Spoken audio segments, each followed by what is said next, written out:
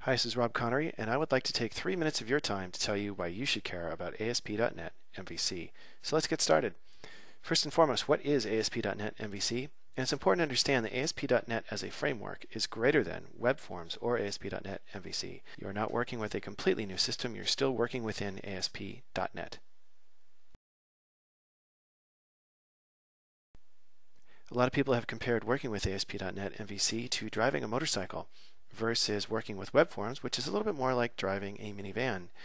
And that is because Web Forms has a lot of abstractions over what you are actually working with, which in the case of a minivan sort of has abstractions over the concept of driving and going very fast down pavement. Whereas on a motorcycle, you have the wind in your hair, maybe some bugs in your teeth.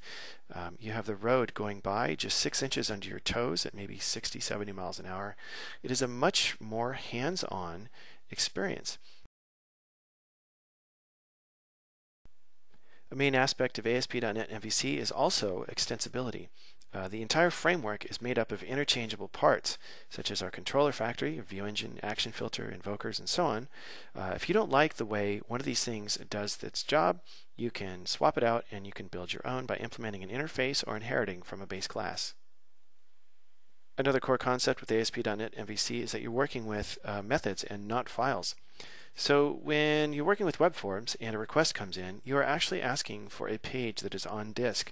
So it might be pagename.aspx, and that page is found. It is then executed, turned into HTML, and then shoved out to the response. That's not the case with ASP.NET MVC. When a request comes in, it is handled by a routing engine, and that routing engine says, oh, which controller and action should I use? And actions are simply public methods on a controller. Those public methods or actions then find the appropriate view and then hand off control to the view where the data is rendered into HTML and returned to the user. If unit testing is something that's important to you or your development team, then ASP.NET MVC might be something you would care about. Given the separation of concerns that ASP.NET enforces, plus the flexible and extensible nature of the framework, it makes unit testing a little bit more easier than it has been traditionally with web forms. Making the move to ASP.NET MVC can cause fear, and we're here to tell you that it is okay if you are interested. ASP.NET MVC, firstly, is not a replacement for web forms, so don't feel compelled. Don't feel like you have to use MVC. Web Forms is not going away. That is a very, very important thing to understand.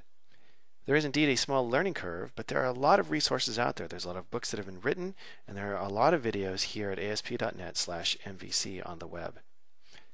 If you're a person who likes control over your application, if you like unit testing, if those things are appealing to you, then you might like ASP.NET MVC, and we encourage you to give it a try. However, if you're comfortable with web forms and you've been using web forms, you have an investment in web forms, please, by all means, stay with it. It will always be around, and we are here to support you with it. I hope this has been helpful. Thank you for watching.